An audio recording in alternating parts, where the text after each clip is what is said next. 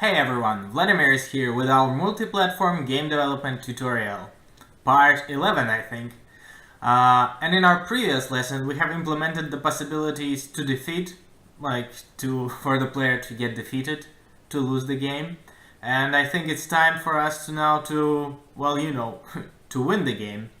And I'm going to start working on this. Today we are going to implement, the bonuses which the player will be picking on the field, and which will grant the damage to the enemy or the health to the player. Since our game is tile-based, I think this makes sense. Our player will be moving through the field, picking the bonuses, and those bonuses are going to affect the enemy or the player itself. Let me show you how they will look like. Let me just find them. My girlfriend drew two of the bonuses. This is going to be used for the attack, and this is going to be used for the health, when player picks health. I'm attaching them to GitHub, so they are freely available. You can use them in whatever ways you want. So without further ado, let's get to it.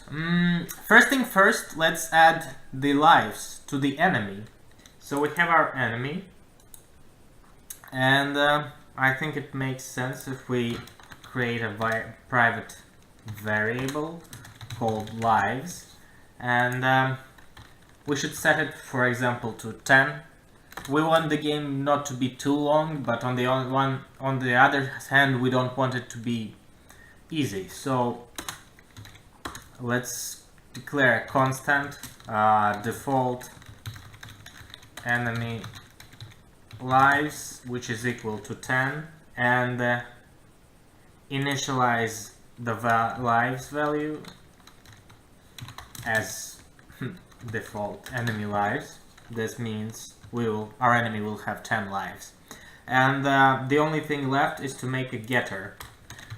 Public int get lives. We want to return the lives of the enemy, and we simply returning the lives. And all we need to do is to modify our game screen UI, draw UI function, which shows our lives, but I think it will make sense if we show the lives of the enemy. So just copy paste this command, write enemy logic, get enemy, and get lives. Let's show the lives on the right side. Right. Basically what I'm trying to do is I'm setting the leftmost coordinate to 0 and the rightmost coordinate or width to our game stage width -5, just to give some offset from the right corner. The height stays the same one as with the player's lives. The alignment changes to right and the color is white. So with those simple commands, let's see what we get. Okay, as you see, if we run the game, we actually have 10 lives displayed for the enemy. So, great news. And for now on, I think it's time we must start implementing the bonuses. To do this, let's actually use the resources first. Public, let's declare the sprites of our bonuses. Public sprite, attack bonus, and our health bonus. So those two that I've shown. Health bonus. And attack bonus, let me just zoom it in. Attack bonus,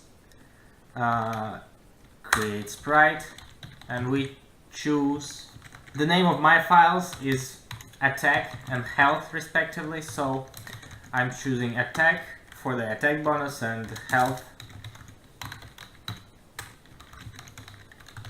for the health bonus. So nothing new compared to what we did before. It shouldn't be a new thing for you right now. And to utilize this thing, we need to create the bonus object itself. In our objects, let's create a new Java class, call it bonus. Add it to my repository, and it's a sprite. It's going to be displayed on the screen, so it should extend sprite. But since lots of bonuses are going to spawn and we want to reuse them, it's a good idea to implement the same approach that we did when we implemented the warning effects. So it should be a pool of objects. They should never be deleted, simply reused. So it should implement poolable. Press Alt Enter to implement the missing reset method, which actually will do nothing.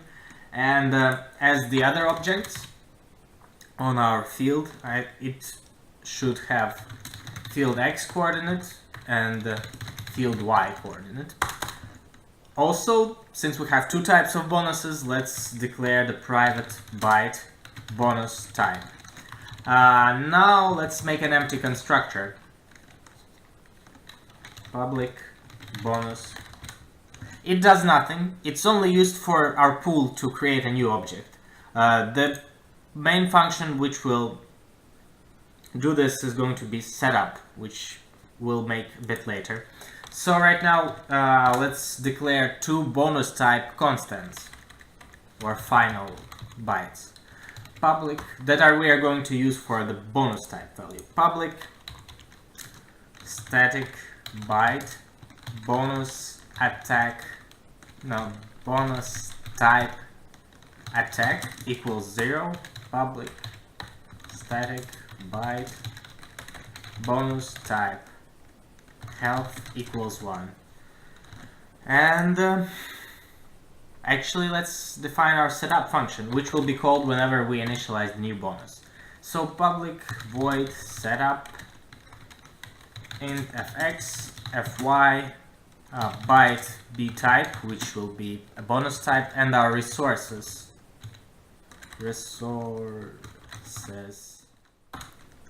which we will use to set the bonus picture.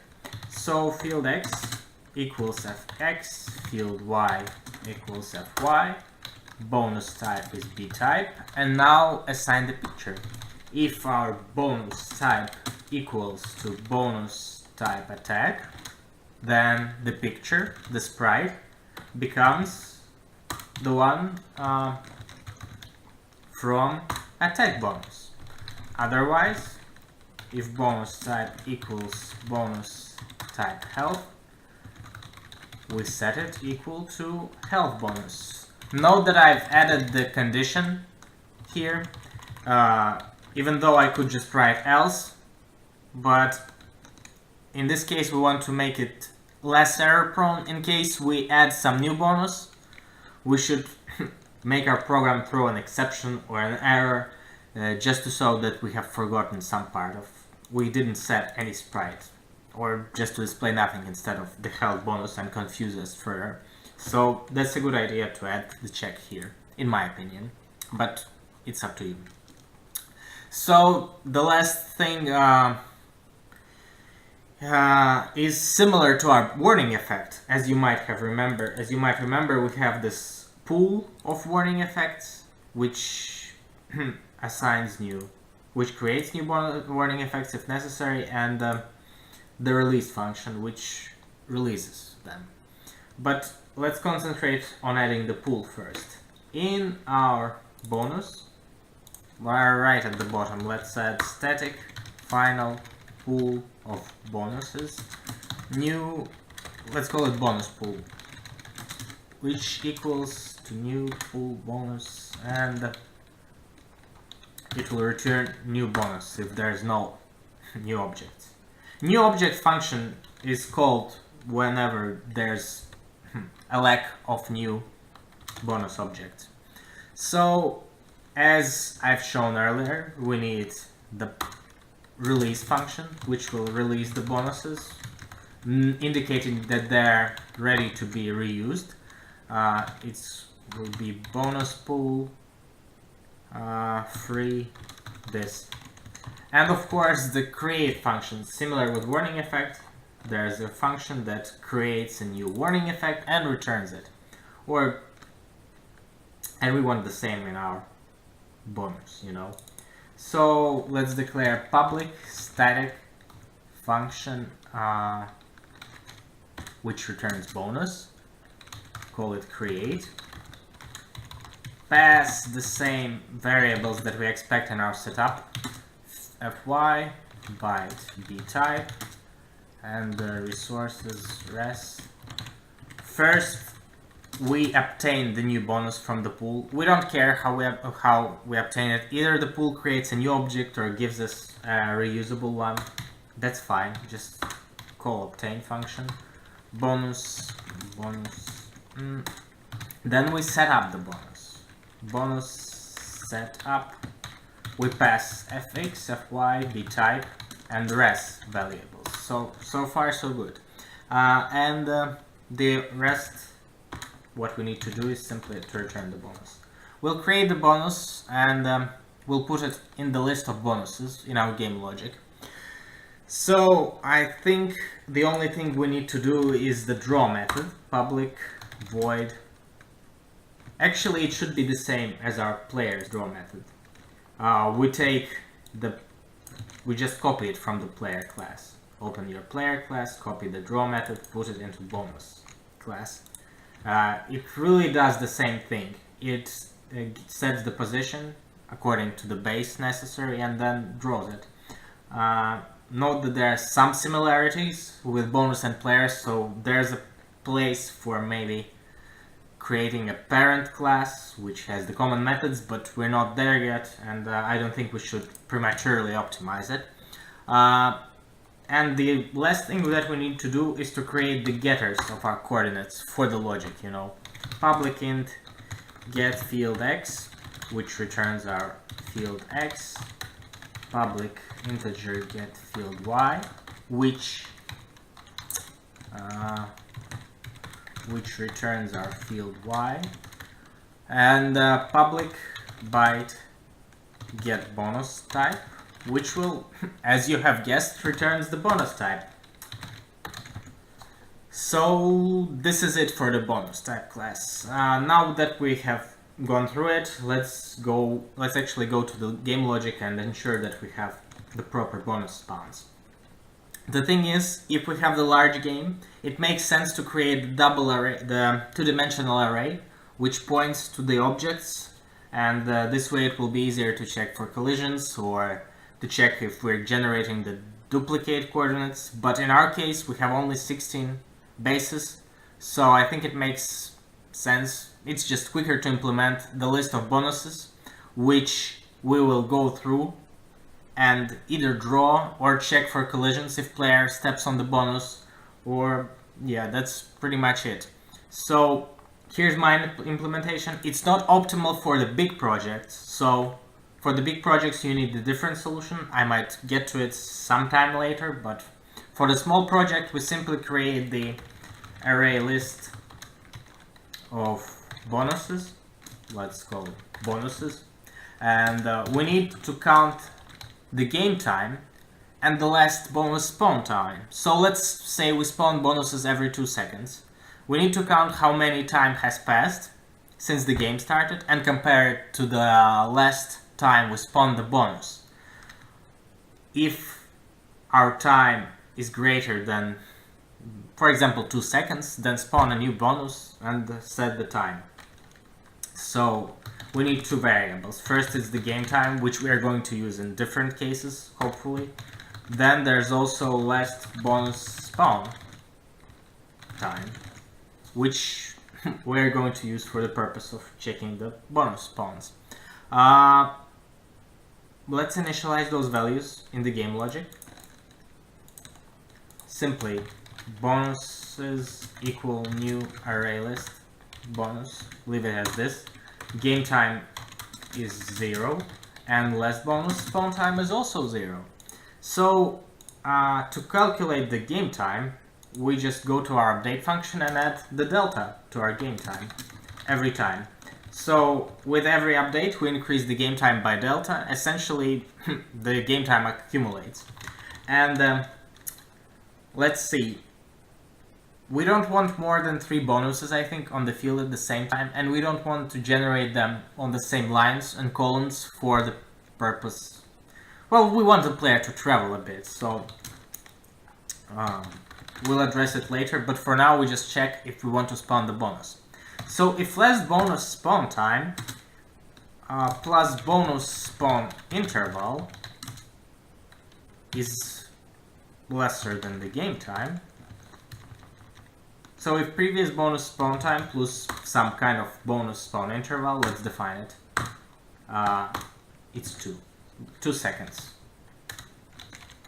Spawn bonus every 2 seconds.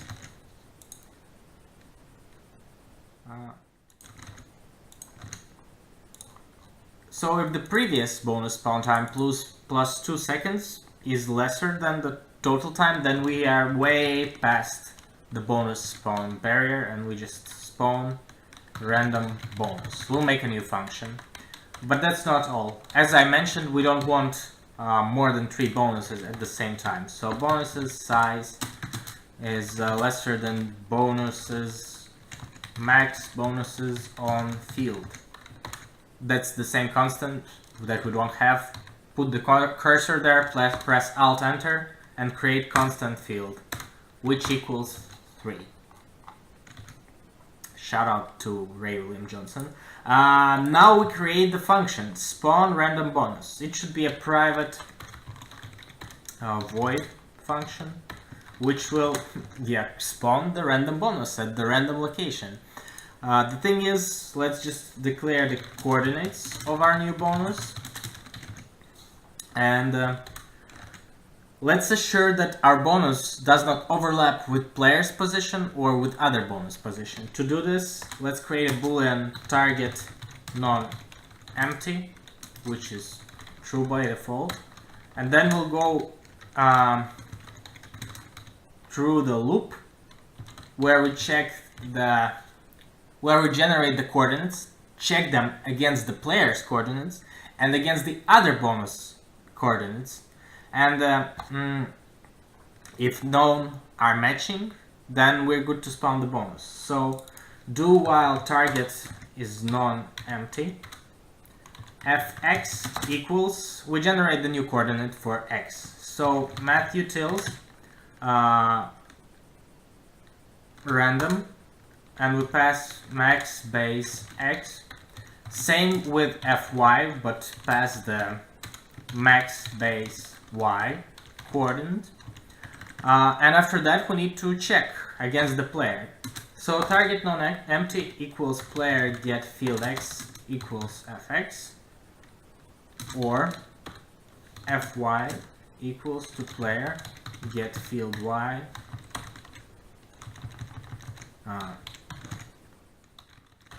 let's put it in one line. So this way we prevent the bonus spawning on the same coordinates on the same line or the column where the player is. So for now, let's just go through all the bonuses that we have and check their coordinates, and if they match with our generated coordinates, this won't work. So for int I equals 0, I is lesser than bonus's size, and actually target non-empty, I plus plus. If bonuses get I get field x is equals fx, and if sum of the bonuses coordinates equals fy, then this bonus won't do. The coordinates are the same as the other bonus coordinates, and we set target empty to true. So we need to repeat the process. But as soon as the cycle ended, it means that we have the unique generated coordinates and we are ready to add the new bonus to our bonuses list. So we call the bonuses add, we call the bonuses create function, which will return the new bonus. We pass our fx, fy coordinates. We don't want the health bonus to be generated as often as attack bonus, so let's say we generate the health bonus maybe 25% of the time. Yeah, that should do it. Mathutils random, pass the number 3. If the random number is 0, then we spawn the bonus health bonus. Otherwise we spawn bonus type attack, and we pass the resources game res. After that, we also need to set that the time last bonus spawn time equals to our game time. So this should do it for the spawn bonus function. I think this tutorial is getting too long, so I'll just make sure that we draw the bonuses and it should be okay. So first, for our game screen, we will need the getter, public array list, bonus, get bonuses.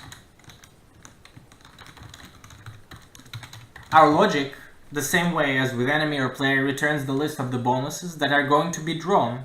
And yes, to do this, let's open the game screen. Right before we draw the player, we add the for cycle. For bonus, logic, get bonuses, import the class. We actually call bonus draw, pass our batch, and pass the size evaluator. This should do it. Let's see how it matches up. Let's launch the game. You can see that, oh, see, our bonuses are spawning, but they spawn at the same location as our hard bonus. So something is wrong. Close it. Check our game logic, where we decide on the spawn random bonus function. We see that while target non-empty equals false.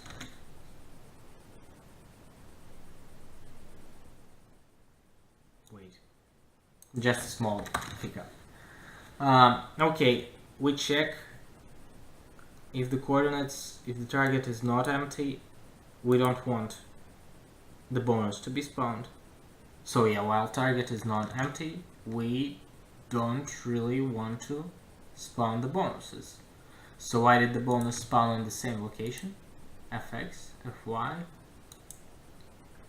get field x, get field y. Yeah, it should be fine, but it didn't. I'll probably look into this bug on the next lessons. You see that the bonus is spawned okay this time, but I cannot guarantee that they will spawn well in the next times. But anyway, I think this concludes this lesson. We see that our bonuses are spawning, and in our next lesson we're going to implement the logic, like picking the bonuses up, damaging the enemy, or healing the player. Thank you for watching.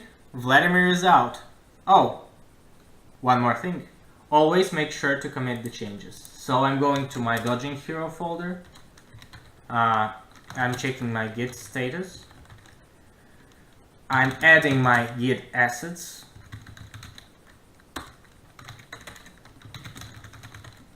And I'm committing everything. Lesson 11, adding enemy health and bonuses. And I'm pushing the changes to my repository.